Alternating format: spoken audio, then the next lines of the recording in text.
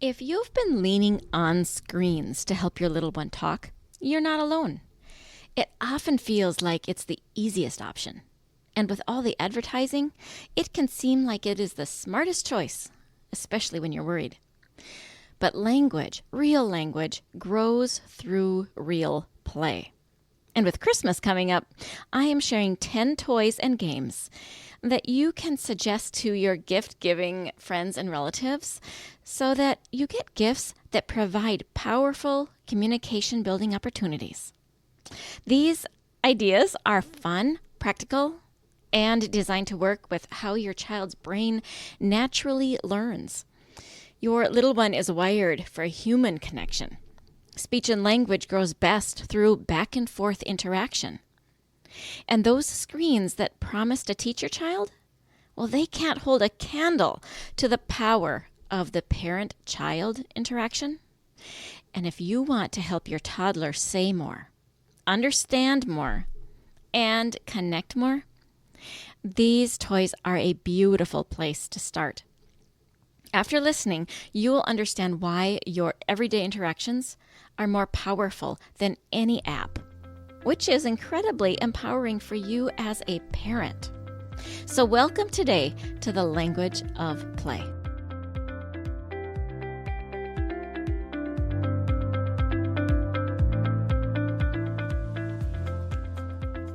Does your child have a speech-language delay and you really want them to talk? Do difficult behaviors derail home life and you know the frustration is a communication struggle? Does your child see a speech therapist and you wonder, what do they do and how can I help? If these or similar questions are in your mind, this podcast is for you. Hello, my name is Dina Lynn Rosenbusch. I am a speech-language pathologist that has worked with children from birth to 21 for 3 decades.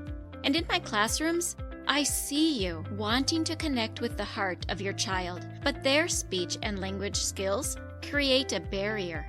So if you have a kiddo that has difficult behaviors, needs to expand their language or learn to say speech sounds, and maybe even receives speech therapy, stay tuned, because in this podcast, you will learn how to use your daily life as a tool to communication practice and how to do that practice. You will become confident knowing you are making the difference you want to make. And you will hear success stories of parents who have navigated these struggles already. We'll do this all while focusing on building deep, meaningful connection and confidence in your kiddo. So grab a cup of coffee along with a notebook and pen. It's time to speak in the way your child's brain understands. And that is the language of play.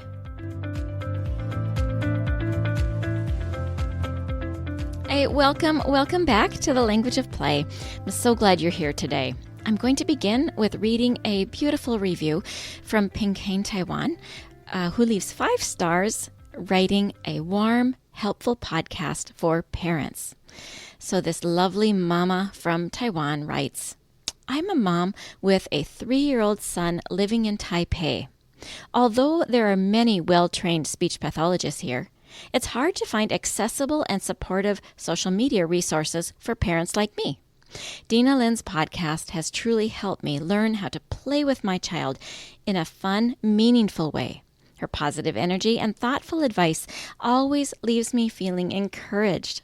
Thank you for creating this wonderful podcast.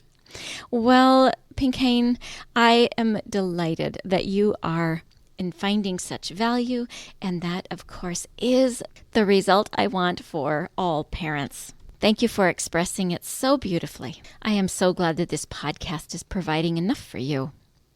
And for anyone else, if this podcast is giving you ideas, but you still have a little pause in wondering how it pertains to your child, communicate with me at hello@thelanguageofplay.com, and I will be happy to discuss how these skills and strategies pertain to your child. When I speak on the podcast, I speak in general. But the truth is, some of us have trickier situations, or what I say in general doesn't pertain to you specifically quite as well as you want it to. And this is one reason parents contact me for coaching.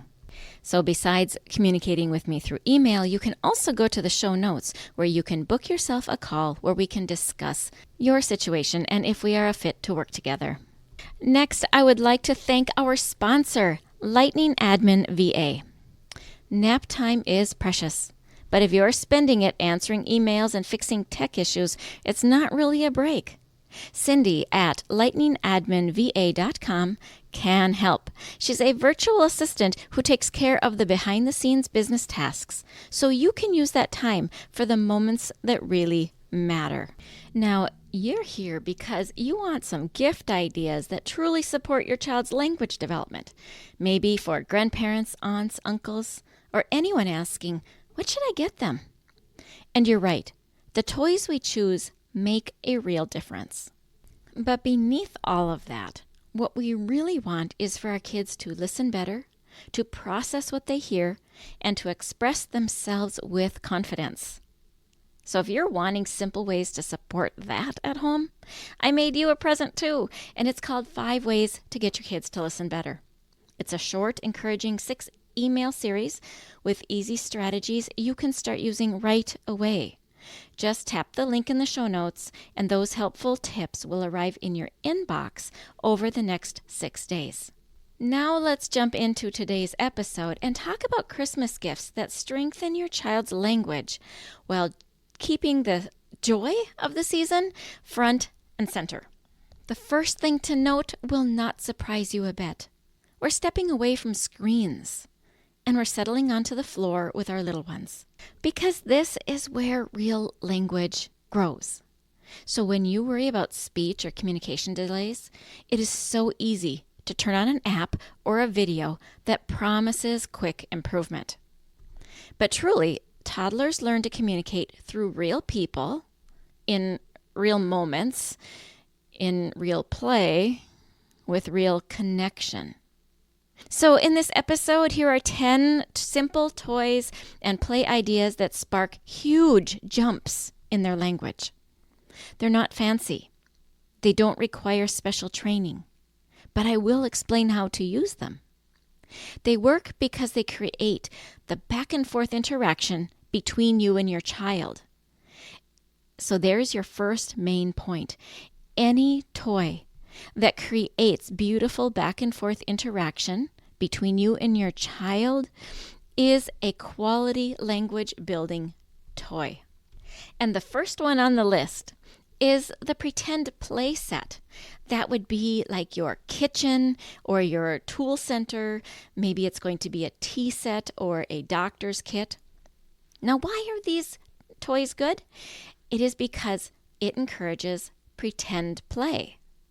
Pretend play grows a child's vocabulary, which would mean their verbs, their nouns, their adjectives, all of the meat of that interaction in that language building just naturally occurs. It also builds social language, and that would be the going back and forth between you and them as you exchange the interaction. You get to give good examples, they will copy you, and you engage in their imagination, and then it expands. All of this encourages that early storytelling, which of course, that storytelling is going to be the foundation for later when you say, "What did you do at school today?" And they're then able to say more than a word or two. So the kinds of things that you will model to your kids are the words that they use. So for example, if you are in a kitchen, you might use stir, cut, fix, wash, pour, those kind of verbs. Maybe you're in your tool center and you're going to give them, say, nouns, and you're going to say wrench, pliers, drill, or whatever is there. Maybe you're in a tea set and you're going to say, your turn. I'd like more, please. And you're going to do those social interactions. Now I'm going to tell you a play idea, and that means a way that you will impact their language growth, especially in the context where a child isn't speaking much or is slow to come to language. And it is narrate what you're doing. And then pause. Wait for your child to take the next step. Maybe they're going to take the next roll. And then maybe you will then speak to them in the next vocabulary or words that would naturally come in that situation. And pause again. And wait for them to take the next step.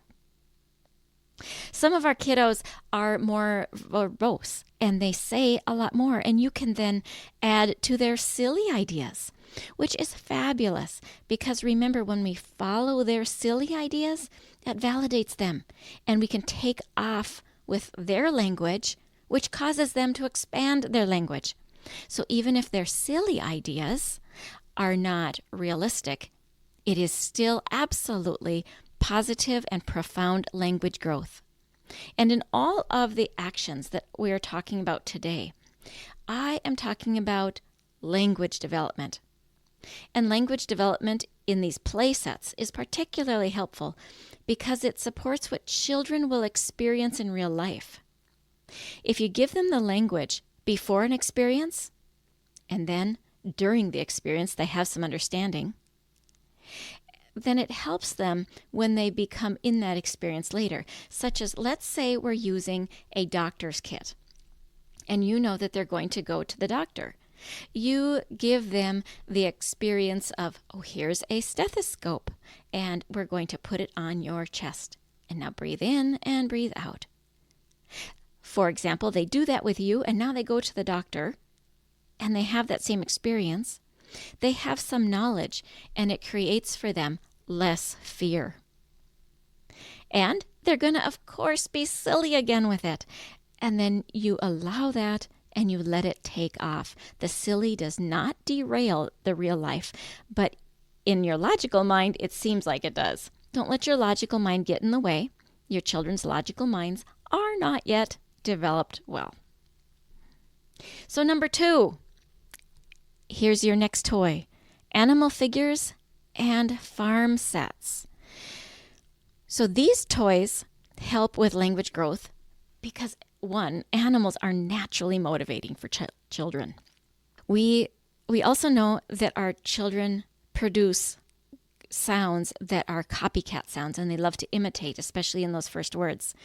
And so you've got this experience of you can moo, bah, neigh, and make all kinds of animal sounds. You have the vocabulary of sheep, cow, and pig. And you also have the sentence structure where you can build on. You can say, the cows eat grass, or a cow eats grass. Do you hear the difference in those? One was singular, one was plural. What I do not want you to do is say something like cow eat grass. You need to model for your child the correct way. And some examples. So when you go on ChatGPT, let me backpedal. I've explored when a parent goes on to ChatGPT, what kind of advice is going to be given to them about building language. One of the examples that I was given was cow eat grass as a way to expand a child's language. I'm going to tell you right off the bat, that's not really wise. You want to only model the correct ways to speak. So cows eat grass or cow eats grass. We want the noun and verb to be in agreement. And in English or in any language, when you are giving examples to your child, you're going to give them correct examples, not incorrect. Anyway, that's an aside that pertains to everything I'm going to say today. But animals and play sets in that way, those farm sets, animal figures, they're great for doing this. And again, animals are so motivating for kids. And then the other thing is that kids will make the animals do absolutely anything. Everything in their own life, everything that they've ever seen on in real life, on TV, anywhere they've ever seen anything, those animals will do it. You also, here's another play idea. The animals can do the action that you want the child to do. If you want your child to go to sleep, you teach your child how to go to sleep having the animal do it. If the child loves playing hide and seek, the animals are playing hide and seek, and then you give them the vocabulary for that. You can have those animals create little problems and pause and wait for your child to help the animal sort out that problem. Anything you want the child to do in real life, you can have these animals do, and it helps teach the children how to do it, even if it's potty training. Note here, when you're able to provide the real-life exposure, such as take your child to the farm, the zoo, the jungle, a nature center, or anything like that, it provides a 3D experience that is beyond the 3D toy. But again, getting your child into that 3D world and getting away from the two-dimensional screen time is tremendously helpful. All right, number 3, stacking cups, blocks, those kind of toys. So why are stacking cups or blocks really good for language development? Well, what they help are early concepts. Problem-solving language grows here easily. Obviously, you are developing other skills like balance and all that, but we're not talking about those kind of skills today. We're talking about language development. And so in the area of language, early concepts are words that show position or one thing in relation to another. Here's some examples of what you can model for them. Use words like big and small. Those would be opposites. In, on, under, around, through. Those would be words that show position, one thing in relation to another. Falling down, building up, more. Down and up. So many words that have to do with a concept that is greater than the single individual noun or verb. So now let's talk about how to play, what kind of words you're going to use in your play experience. When you build slowly. Narrate yourself. So describe why you're choosing what you're choosing. I'm picking the triangle to put it on top of the tower. It gives me a peek at the top. Now that might even spur your child to start saying peekaboo. That is okay. They are hearing similar sounds. You roll with it. You don't have to always explain that a peak on a tower is different from peekaboo. If they make the connection as a toddler to those words being the same, that's fabulous listening skills. And of course, you know that listening is the foundation. Another thing is to celebrate the moment the tower falls, because inevitably it will, and we don't want our children to be all upset when those towers fall. We want them to enjoy the delight.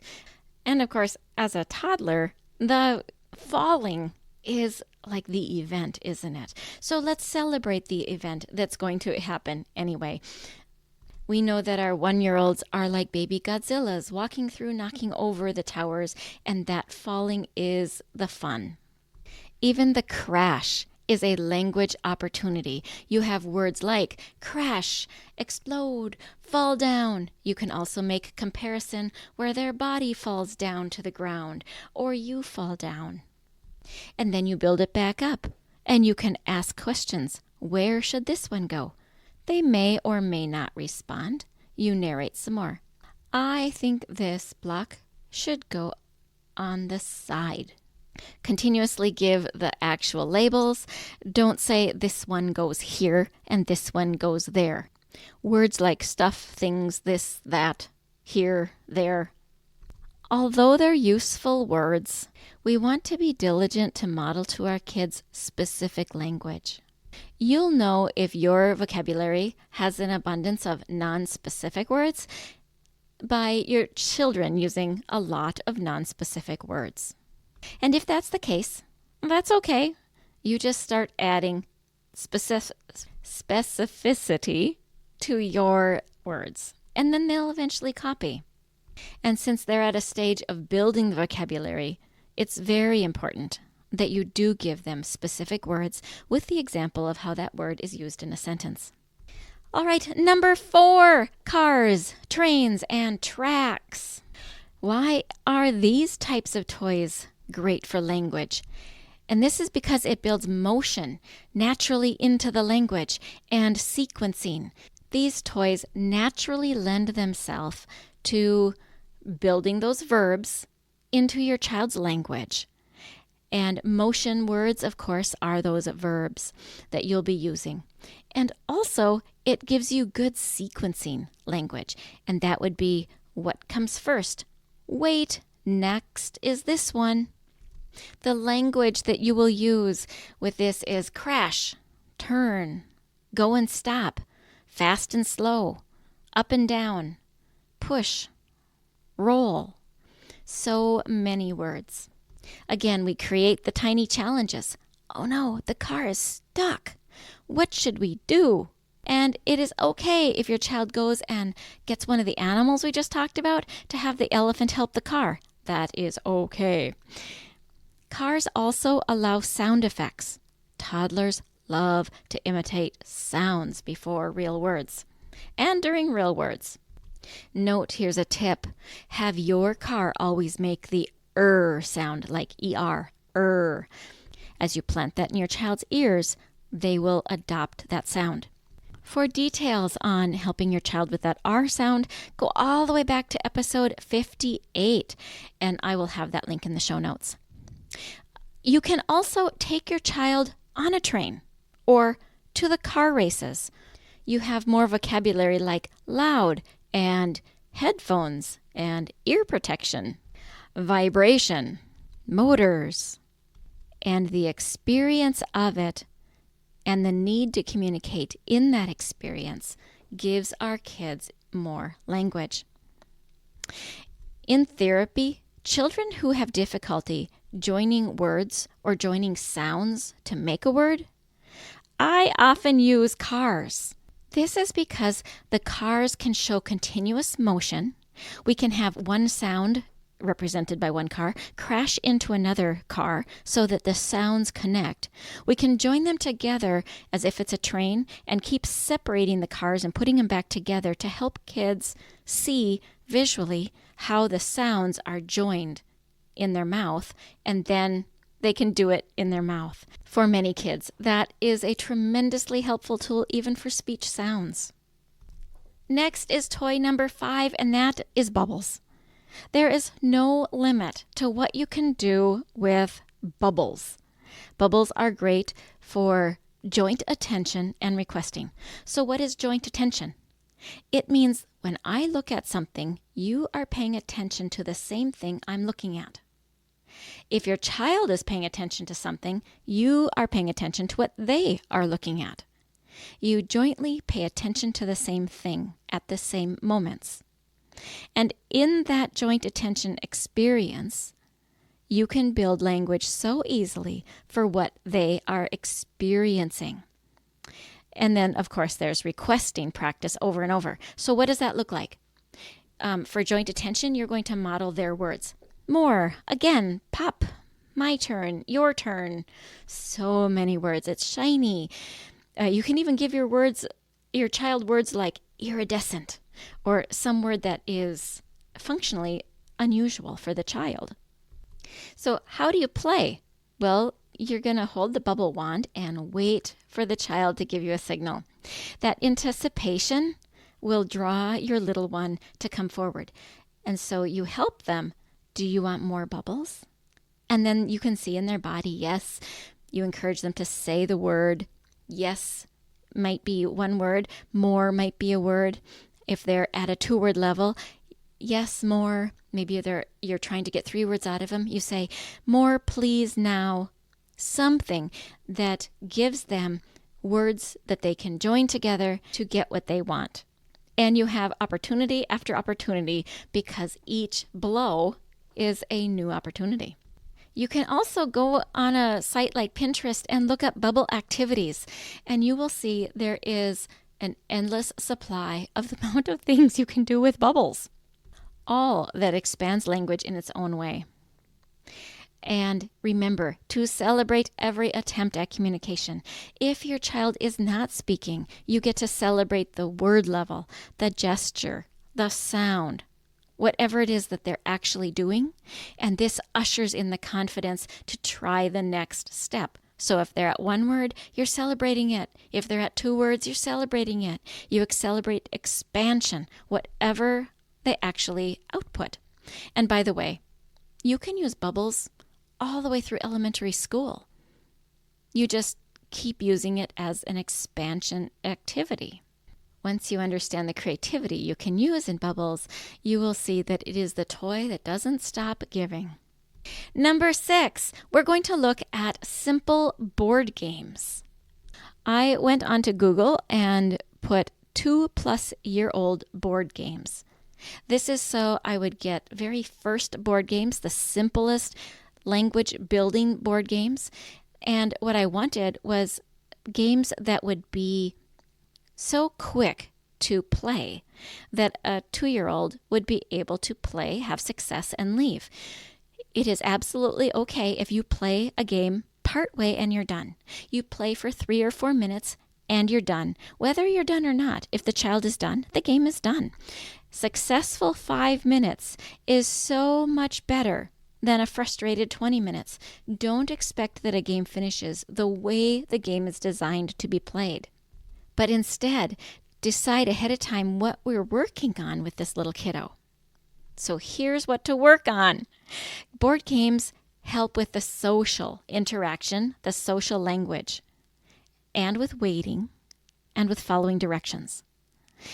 So what you're going to do is you're going to say words like, your turn, roll the die, his turn, my turn, wait, not yet, your turn, play now.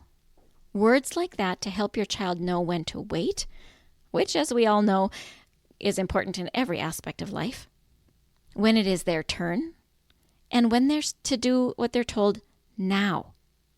All of that is embedded into a board game. So what kinds of board games might be appropriate?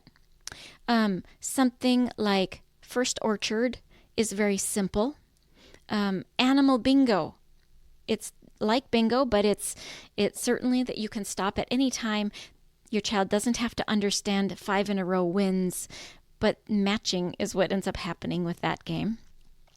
And then we experience fun. Here's what I want to tell you, though. Oftentimes when parents play these kind of games, sorting, counting, and ordering can easily become the target. That is not the target when we're building language. We call colors and counting a secondary skill. Remember that the primary thing you are doing with your child, what you are actually building, is the social interaction, the social language pieces that we just talked about, waiting, following the direction, waiting again, and then taking their turn again. Those skills are your primary skills. What do we use? Well, we might use colors, we might use objects, and we might use counting. We might use matching. But those are secondary. So don't put your emphasis on, did you get the right color or can you count? Rather, put your emphasis on that social piece. That is where your language is built. And don't forget, it is always correct to simplify the rules so that your toddler has success quickly. It is also okay when your toddler follows different rules from the rest of the kids in the family. It is good and right that we teach all people in the family that the rules of the game can be bent to match the skill level and knowledge of the person playing. That the more important piece of it is to include every family member. Even if on their turn they actually take their place marker and they run around the house with it. That is okay. They're not playing by the same rules.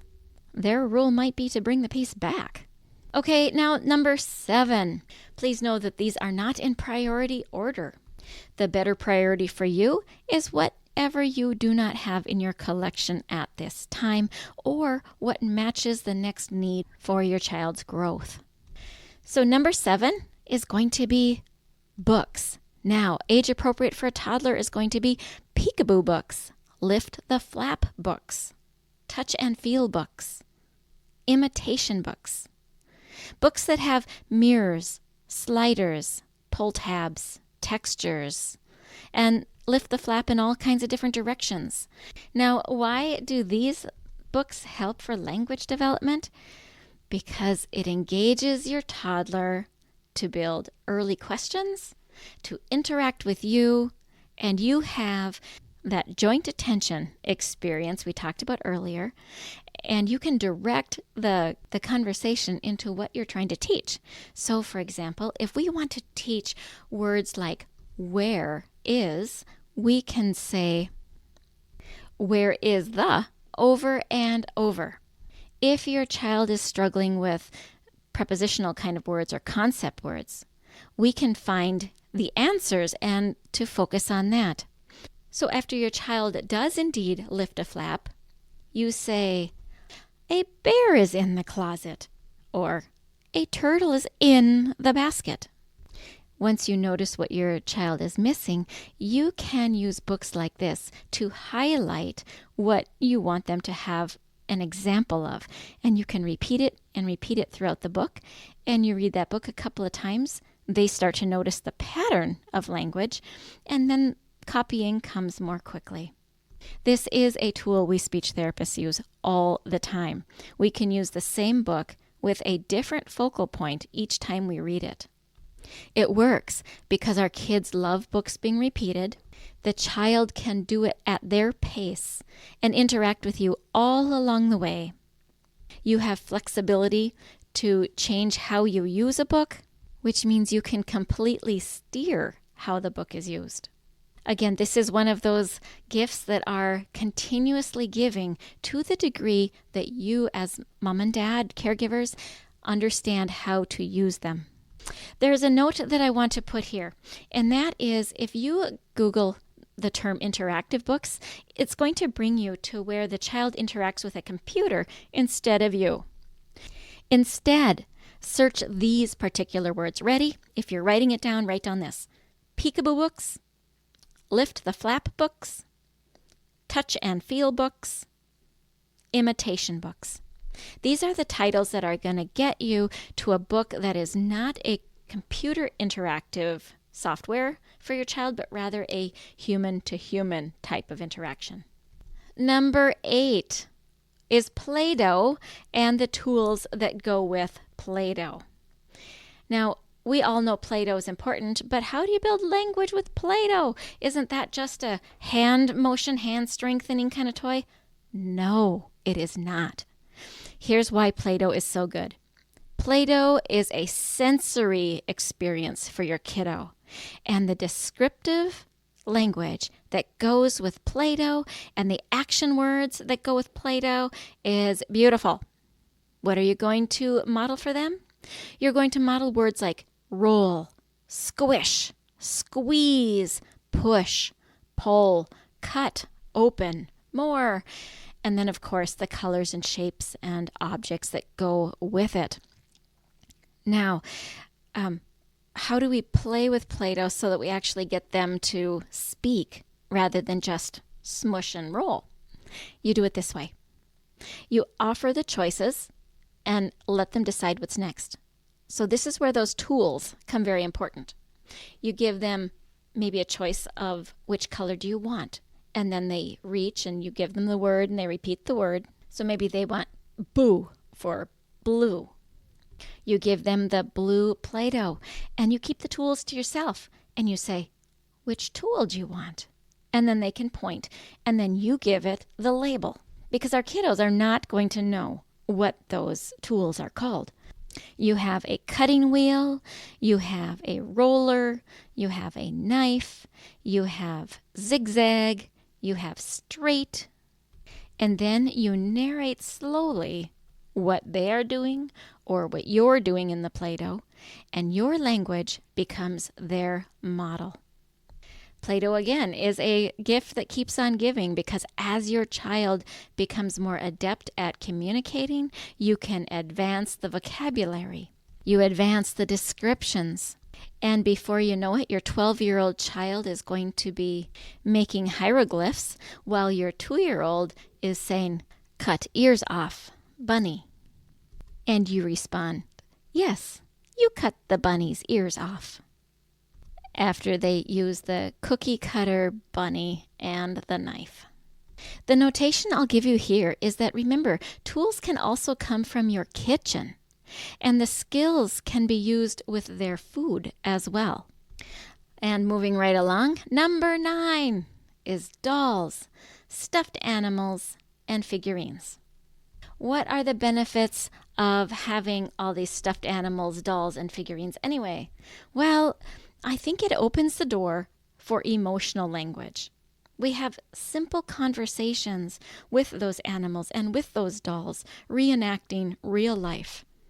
It helps our children to have the emotional language that would be sad and happy and scared and excited, and we can expand it, embarrassed.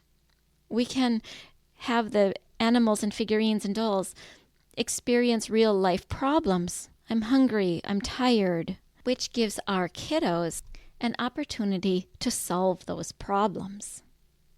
You can even make little stories up with those animals and dolls and say, "Oh, the hedgehog doesn't want to go to sleep. He says not tired. But look at him. He keeps falling over. He's so tired. And look at Bunny. Bunny says, I'm not tired, and he's mad because he really is tired." So you can create the problems that you normally see in real life with your child, and let your child look at the doll or animal with the same problems and have your child solve it for those critters. Your child's natural nurturing instincts take over. Toddlers love to care for their toys.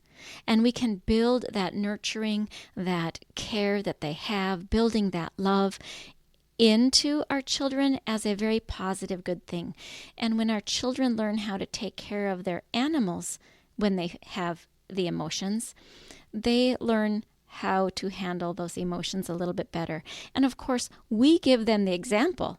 So if you see your toddler yell at the hedgehog for not sleeping, it's a window for you to realize, oh, that's one of the reasons my children are not sleeping, because that's what I've given them as an example. So then you can change how you do things without any blame, shame, none of that guilt stuff, but just change how you do things, and you give your child a different example. But it's a great window into seeing what our children actually understand from their lived experience. Whether they're right or not, they may have seen it on TV. But you have the opportunity to change the story that's going on in their mind of how things happen by giving them a different way for things to happen. Learning to play with your child, with them as they play, really helps you direct what they understand. And now number 10, and the final one I'm going to put on my top 10 SLP recommended toys for this Christmas. And that is balls. Balls of any size. Why are balls so good? They kind of perfect turn taking. They perfect action words. So how do you use balls with language? Well, there's the obvious. The vocabulary of roll, throw, catch, bounce, ready, set, go, things like that. That's the obvious. But here's what is less obvious and very important. If your child is struggling with turn taking, if they're struggling with interruption, you can roll a ball back and forth and say, your turn, my turn, your turn, my turn. Now you take that, after they understand that, you take that into communication too. And during conversation, you give them the ball. It's your turn to talk, my turn to talk. Your turn to talk, my turn to talk. This also can be done with cars as you push the car back and forth. And it shows what we call reciprocity in communication. Particularly powerful for our young kiddos that have tendencies that are autistic-like and that they're not interacting in that reciprocal way. You get to vary the speed or the direction. You can talk about how you said something and your child's response was on something else. So you can roll the ball out of the circle saying, oh, your answer was over here. We need to keep the answer in the circle. And maybe the circle represents what we ate for breakfast. Obviously, there is a normal interaction where the child is talking about other things and we follow their lead. But in the conditions where we're actually trying to teach our children to listen to what is spoken and answer on the topic, this is one good way to do it, where you sit on the floor and your feet might touch their feet. You sit in a V shape with your legs, and there is your circle between you two. And we try to keep the ball in the topic. And then we say, oops, went off topic, come back. It is one way to help our kids do that. Now we can vary the questions we're asking. We can have them ask a question. And we have to give the example of staying on topic. Your note in this area is truly to keep it playful. Lots of laughter equals lots of learning. By being rigid, you undermine yourself. If your child isn't able to play as you expected today, that's okay. They didn't get it, or they weren't interested. You just come back another day and try it again, and eventually either they will have actually learned it even though they weren't showing, but you'll know because it shows up in their real life, or eventually they get it and you can teach that way. But once that lesson is done, you get to move on. And again, balls are something that to the degree that you are creative, you can continuously use those toys. Oh, and by the way, the dolls and figurines and stuffed animals are the same too. They never stop giving. So to summarize, we focused on language growth. And remember, all of the gift ideas presented have been a gift that has additional skills in a different area also. But today, we focused on helping your child develop vocabulary, social communication, and sentence expansion with each of the different toys. I know that you often feel pressure to buy the latest learning toy or rely on apps that promise to boost speech. But here's what I want you to come away with. Language doesn't grow from screens. Language grows from connection. So every pause you offer your child, every back and forth moment, every smile, sound, and shared laugh wires your child's brain for communication. You don't need fancy toys. You don't need long lessons. What your child needs most is you and a few minutes of your playful, shared attention every day. Because that does more for language than any app ever could. You are the most powerful tool your child has for learning to communicate. Let me say that again.